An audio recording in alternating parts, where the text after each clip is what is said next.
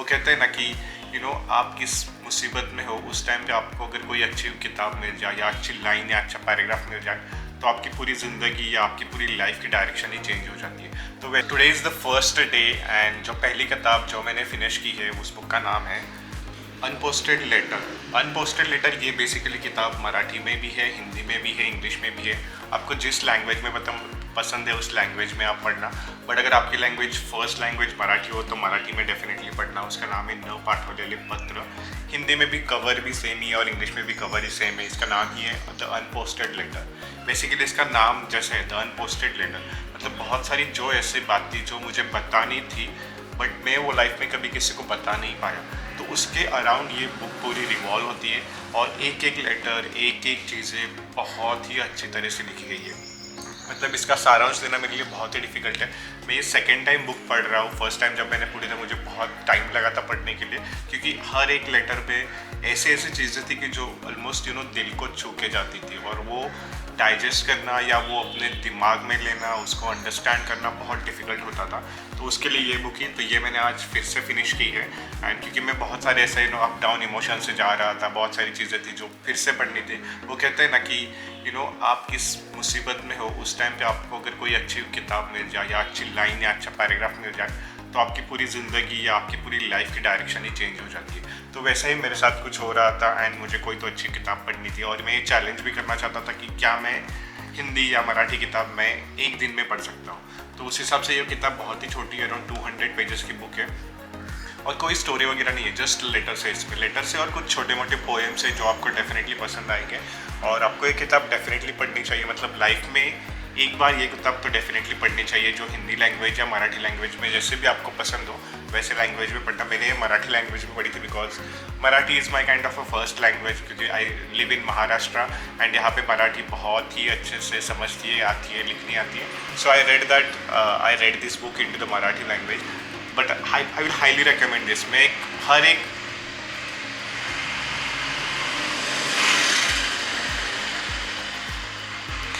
मैं हर एक लेटर आपको इस पे से एक्सप्लेन नहीं कर सकता, क्योंकि ऐसे बहुत सारे लेटर्स हैं जो आपको डिटेल में जानना ज़रूरी है, पढ़ना ज़रूरी है, वो अंडरस्टैंड करना ज़रूरी है। बट कुछ लेटर्स ऐसे जो जिसको आपको पता चलेगा कि आपकी रिलेशनशिप, आपकी फ्रेंडशिप कितना इंपॉर्टेंट है, आप लाइफ में क्या कर रहे हो, लाइफ में आपको करना क्या चाहिए, जो आप लाइफ में कर रहे हो सही कर रहे हो या गलत कर रहे हो। तो ऐसे बहुत सारे क्वेश्चंस का आंसर आपको इस किताब पढ़ने के बाद मिल जाएगा। तो ये थी मेरी फर्स्ट डे की फर्स्ट किताब। डेफिनेटली पढ़ना। मैं एक लिंक डिस्क्रिप्शन में दे रहा हूँ, हिंदी मराठी इंग्लिश तीनों की लिंक दे रहा हूँ। जो आपको पसंद आए वो आप किताब खरीदें। Second day and I finish the second book जो हिंदी में है, उसका नाम है मुझे चांद चाहिए। जैसे एक बुक का टाइटल है, जैसे एक बुक की स्टोरी है, ये 100% जस्टिफाई करता है कि मुझे चांद चाहिए ऐसे इस किताब के बारे में क्यों लिखा गया है। बहुत ही छोटी किताब है, ज़्यादा बड़ी भी किताब नहीं है, लाइक 200 पेजेस की किताब है। And second day, and of the second day I have finished this book. ये मैंने पहले स्टार्ट की थी, बहुत बार पढ़ना है, इसमें मैंने एक बार पहले भी वीडियो बनाया था, तो ये मुझे उस टाइम पे बहुत ही अच्छी लगी थी। बट मैं ट्रैवलिंग वगैरह कर रहा था, उसकी वजह से मैंने ये बहुत सारी चीज़ें इसमें से मिस की थी, तो वो मुझे ख़त्म करनी थी। इसलिए मैंने सोचा इस चैलेंज के अंदर ये बुक ख़त्म कर देते हैं। तो मुझे चांद चाहिए, ये बुक इसका नाम है। ये स्टोरी है एक लड़की के बारे में। एक लड़की जो कॉलेज में होती है, जिसे इंट्रोवर्ट होती है, जिसे लाइफ में कुछ बड़ा करना होता है बट कुछ आइडिया नहीं होती। बहुत सारी इंट्रोवर्ट चीज़ें उसमें होती है, ना किसी में चीज़ें में आगे जाती है, ना उसे कुछ करना होता है। तो ये कॉलेज के टाइम की वाली बात है। कॉलेज में उसे एक उसकी टीचर मिलती है एंड उस टीचर उसे ज़बरदस्ती एक नाटक या एक फेस्ट में एंट्री करवा देती है। एंड वो उसका लाइफ का सबसे पहला फेस्ट होता है या सबसे पहला नाटक होता है रंगभूमि में करने वाला। और वहाँ पे उसे आइडिया आ जाता है कि यार ये चीज़ हम कर सकते हैं, इस चीज़ के बारे में हम जान सकते हैं, इसमें कुछ अच्छा कर सकते हैं। तो उसे वो स्टेज फियर नाम की चीज़ होती है, वो सबसे पहले चली जाती है।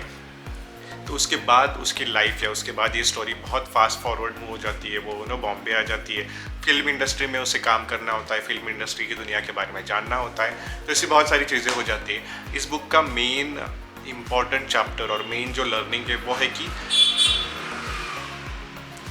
फिल्म की दुनिया में जो पर्दे पे दिखता है और पर्दे के पीछे क्या क्या चीज़ें होती है वो सारी अगर आपको जाननी है, एक लड़की की स्ट्रगल, मुझे चांद चाहिए, ये सपना देखने के पीछे उसका जो स्ट्रगल होता है, ये सपना पूरा करने के लिए कि वो क्या क्या चीज़ें करती है, कॉलेज से लेके फिल्म इंडस्ट्री तक आना, ये सारी चीज़ों के बारे में उसे जानना होता है और वो सारे स्ट्रगल्स कैसे कंप्लीट करती है, तो इसके बारे में ये बेसिकली स्टोरी है। इस लड़की का नाम होता है वर्षा उर्फ सिलबिल, इस नाम से भी इस बुक में जाना जाता है। तो ये स्टोरी उस वर्षा लड़की की है जिसकी कॉलेज से शुरू हुई फिल्म इंडस्ट्री की जर्नी फिल्म इंडस्ट्री तक कैसे ख़त्म होती है और उसके बीच में स्ट्रगल्स कैसे क्या क्या आते हैं। मुझे तो ये किताब बहुत ही अच्छी लगी, बहुत ही रोमांटिक लगी, बहुत ही रोमांचक लगी, जो पढ़ने में बहुत ही मज़ा आता है। तो अगर भी आपके ऐसे बहुत सारे बड़े ड्रीम्स है आपको पूरा करने हैं तो डेफिनेटली ये बुक ज़रूर पढ़ना। Today is day 3 and day 3 की बुक है जो मैंने पिकअप की थी, वो 3 दान, I mean what a book. ये बुक अलग ही है, मतलब जो पढ़ने में जो मज़ा आता है वो बहुत ही अलग है। जैसे नाम में लिखा गया है गोदान, गोदान यानी कि गाय का दान। इस बुक के बारे में पूरी की पूरी कहानी है, इसके ही अराउंड ये सारी कहानी रिवॉल्व होती है। एक छोटा सा गांव होता है, उस गांव में एक कपल रहते हैं।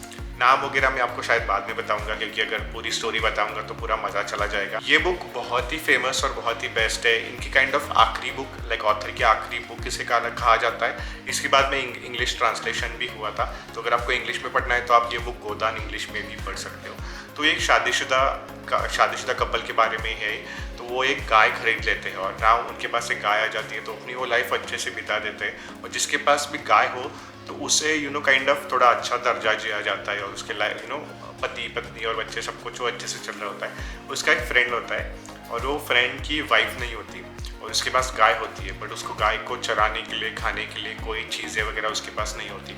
तो वो क्या कहता है कि जो कपल है उनको कहता है कि आप ये मेरी गाय रख लो और बाद में मुझे ये पैसे दे दो, बाद में जब आपको हो जाए, मेरे पास चारा वगैरह कुछ नहीं है तो अब बाद में मुझे जब आपको मन करे तो आप मुझे आप पैसे दे दो। तो ऐसे स्टोरी की शुरुआत होती है। तो गाय होता है तो वहाँ पे रंगमंच होता है, वहाँ पे जो नगर पालिका, वहाँ पे जो गवर्नमेंट वगैरह रहती है तो वहाँ पे वो टैक्सेशन वगैरह आता है। तो इससे कहते हैं कि ये टैक्सेशन पूरा हमें फार्मर से वगैरह लेना चाहिए। तो ये ऐसे स्टोरी आगे आगे मूव हो जाती है। कुछ यहाँ पे दुखद घटनाएं भी इस बुक में घटती है, जैसे कि किसी की डेथ हो जाती है, जैसे उसकी फ्रेंड की वाइफ नहीं होती तो वो एक सबसे बड़ा डेथ होता है। देन इसमें थोड़ा बहुत शेयर मार्केट के बारे में भी बना गया है। जैसे डॉक्टर होता है कि जो जो उस गांव का मालिक है उससे वो बात करता है कि आप पैसे डालो शेयर मार्केट में, एक रात में आपके पैसे डबल हो जाएंगे। ऐसी बहुत सारी चीज़ें उसमें आ जाती है, टैक्सेशन के बारे में आ जाती है। तो ये जो जिसके पास हम कपल की बात कर रहे थे, उसके जो हस्बैंड है उसे वहाँ पे काम मिल जाता है एज एक काइंड ऑफ भूमिका करने के लिए मिल जाती है और वो भूमिका कैसे करता है तो उसके बारे में ये। तो ये पूरा गाँव इसमें इन्वॉल्व है इस सारी चीज़ों में। तो at the end of the book ये जो उसकी वाइफ है उसको दान करना पड़ता है, जैसे इस बुक का नाम है, उसके बारे में कहानी है। तो वो स्टार्टिंग में कपल से लेके उस एंड तक वो कहानी कैसे मूव हो जाती है और उसे गोदान क्यों करना पड़ता है, तो इसके अराउंड ये पूरी स्टोरी है। बहुत सारे अच्छे अच्छे लेसन भी आपको इसमें से सीखने के मिलेगी। मुझे तो ये लगी बहुत इंटरेस्टिंग स्टोरी लगी। मैंने इंग्लिश में पढ़ी नहीं है, मैंने हिंदी में पढ़ी है, तो हिंदी में ये पढ़ने के लिए बहुत ही मज़ा आया। तो अगर आपको भी ऐसी किताब चाहिए कि जो हिंदी में इंटरेस्टिंग लगे, जिसमें गोदान के बारे में हो, गाय के बारे में इन्फॉर्मेशन लिटिल बिट हो और थोड़ी इंटरेस्टिंग स्टोरी हो, तो गोदान डेफिनेटली पढ़ना। चौथी बुक जो मैंने पढ़ी, यानी this is the 4th day and चौथी बुक जो मैंने अभी जस्ट फिनिश की, वो है कौटिल्य अर्थशास्त्र। आप ये बुक देख सकते हो। चाणक्य के बारे में तो आप सभी ने सुना होगा और चाणक्य के बारे में बहुत लोगों ने पढ़ा भी होगा या बहुत लोगों ने रील्स वगैरह भी देखे होंगे, तो उसके बारे में ही ये बुक है। बट ये बहुत ही सरल भाषा में, बहुत ही ईजी लैंग्वेज में ये बुक लिखी गई है। तो इसका एक्चुअली में संस्कृत वर्जन है, जिसकी कौटिल्य अर्थशास्त्र को एक अलग नाम से जाना जाता है और वो पूरा संस्कृत में है। तो उसका नामकरण या उसका ट्रांसलेशन की हुई ये बुक है कौटिल्य अर्थशास्त्र। और ये बहुत ही अच्छी किताब है अगर आपको जानना है कि चाणक्य कैसे सोचते थे, उनकी थिंकिंग प्रोसेस क्या थी इन जनरल लेके, लोगों को लेके, लाइफ को लेके, फिलोसॉफी को लेके, तो आपको ये बुक पढ़ने में बहुत ही मज़ा आएगा। बहुत ही छोटी बुक है ये, hardly if you talk about the pages, ये हार्डली 130 पेजेस की बुक है। बट इसका जो सारांश है, इसकी जो इम्पोर्टेंट वैल्यू है वो बहुत ही इंटरेस्टिंग है। बहुत सारी ऐसी चीज़ें जो मुझे इसमें से सीखने को मिली, बहुत सारी ऐसी चीज़ें जो मुझे इसमें से लाइफ में ऐड करने को मिली, जो एक टाइम के बाद आपको लाइफ में ज़रूरत पड़ती है उन सारी चीज़ों की। तो उन सारी चीज़ों को अगर आपको जानना है तो वो आपको डेफिनेटली हेल्प करेगी।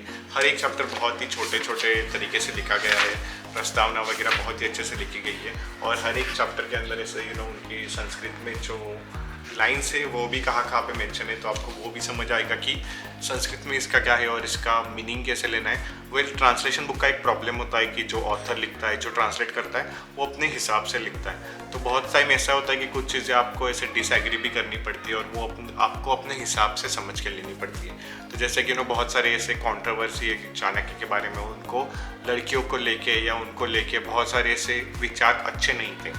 तो ये अपना डिसीजन होता है कि आपको वो कैसे लेने, नॉट नेसेसरी कि सारी बुक आपको वैसे की वैसे लेनी और वैसे वैसे आपको हेल्प करेगी। बहुत सारी चीज़ें आपको खुद के अंडरस्टैंडिंग से भी लेनी पड़ती है, तभी जाके वो किताब आपको हेल्प करती है। तो वैसे ही ये बेसिक किताब है कौटिल्य अर्थशास्त्र। अगर आपको चाणक्य के बारे में पढ़ना है तो डेफिनेटली ये बुक। नेक्स्ट बुक जो मैंने रिसेंटली ख़त्म की, आज ख़त्म की, वो एक्चुअली बुक नहीं है, वो पोएम का कलेक्शन है, and it is by one of my favourite Hindi author, none other than Manav Kaul. इसकी सारी बुक्स मुझे चाहिए। अगर आप कोई पब्लिशर हो, अगर आप कोई जिसके पास उसकी सारी बुक्स हैं, तो आप मुझे डीएम कर दो। मुझे मानव कौल की सारी बुक्स पढ़नी है और सारी बुक का मुझे घर पे कलेक्शन बनाना है। तो अगर आपके पास है तो डेफिनेटली आप मुझे बता दो। I would love to collaborate with you for all the Manav Kaul books. अगर मानव कौल ऑथर ऑफ आप देख रहे हो तो please let me know how we can collaborate. I want to talk to you and discuss a lot of things about your journey and everything. तो ये किताब basically poems की किताब है। बहुत सारी अच्छी पोएम्स है इसमें, अराउंड 200 पोएम्स है। इसमें से बहुत सारे पोएम्स के स्क्रीनशॉट आप मेरे इंस्टाग्राम पे भी देख पाओगे और स्टोरीज़ में मैंने बहुत बार डाले भी है। तो ये पोएम्स काइंड ऑफ इंटरेस्टिंग है पढ़ने में, अंडरस्टैंड करने में, लाइफ को एक अलग ही नज़रिया देने में। अगर आप पोएम्स में हैं तो डेफिनेटली आपको ये पसंद आएगी। कर्ता से कर्म तक जाने का रास्ता किन किन चीज़ों से गुजरता है, क्या क्या उसमें होती है, उसके बारे में किताब है। इसमें से बहुत सारी पोएम्स है जो मुझे पसंद आई थी।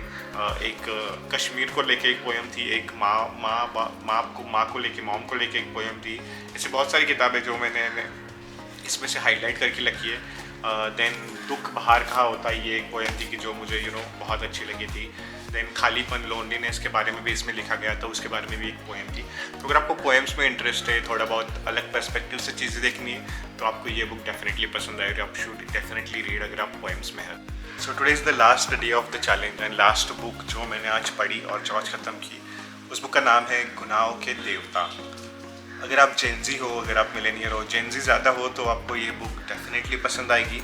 गुनाहों के देवता one of my most favourite book बन चुकी है। ये थोड़ी रोमांटिक बुक है। इस बुक में थोड़ा लव, लस्ट, फ्रेंडशिप, इस सारी चीज़ों के बारे में बात की गई है। ये चैलेंज कंप्लीट करते करते बहुत ही मज़ा आया। मतलब मैंने सोचा नहीं था मैं ऐसे चैलेंज कभी करूँगा, 6 दिन 6 किताबें वाला चैलेंज, बट ये करते करते बहुत ही मज़ा आया।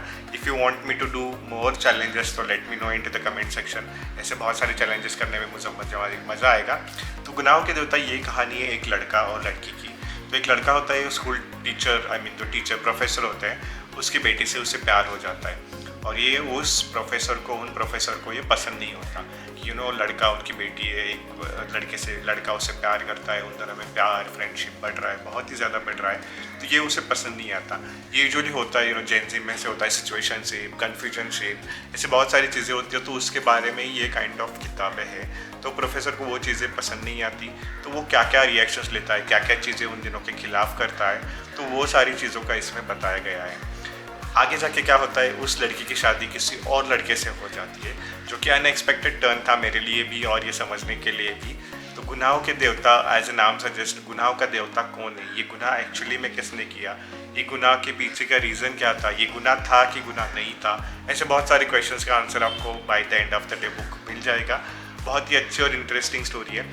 तो जब उस लड़की की शादी किसी और लड़के से हो जाती है, तो लाइफ में कितने चेंजेस आते हैं, वो लड़का क्या क्या करता है, लड़का क्या क्या स्टेप्स उठाता है, लड़का उस लड़के से फिर से मिलता है कि नहीं मिलता है, दोनों मिलते हैं तो क्या होता है, ये सारी चीज़ें प्रोफेसर को पता चलती है तो क्या होता है। तो ऐसे बहुत सारे क्वेश्चंस का आंसर है जो आपको इस बुक के एंड में मिलेगा। बहुत सारे लेसन्स भी आपको मिलेंगे। अगर आप जेनजी हो, आप न्यू जनरेशन के हो, तो ये बुक आप डेफिनेटली ज़रूर पढ़ना। आपको बहुत ही मज़ा आएगा ये पढ़ने में।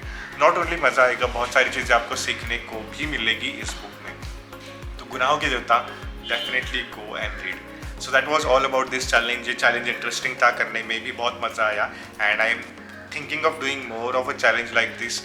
6 बुक थ्रिलर के बारे में, 6 बुक नॉन फिक्शन के बारे में। तो हिंदी किताब ऐसे पढ़ने में बहुत ही मज़ा आता है, क्योंकि हिंदी काइंड ऑफ फर्स्ट और सेकंड लैंग्वेज बोल सकते हैं, तो डेफिनेटली वो पढ़ने में मज़ा आता है। और बहुत सारी ऐसी किताबें कि जो आपको मैं रिकमेंड करूँगा, जो मेरे घर पे आ चुकी है, जो मेरे बुक शेल्फ पे लग चुकी है, बट मुझे पढ़ने के लिए टाइम नहीं मिल रहा, तो वो मैं पढ़ने के बाद उसके ऊपर डेफिनेटली रिव्यू बनाऊँगा। सो that's all for the today's video. अगर आपको हिंदी किताबें पसंद है, हिंदी किताबों के बारे में जानना है, तो वीडियो को लाइक करना है, सब्सक्राइब करना ज़रूर सब्सक्राइब करके जाना, क्योंकि आपकी वो छोटी सी हेल्प मेरे लिए बहुत बड़ी हेल्प बन जाती है। So that's all for the today's video. See in the next one. Bye bye, take care.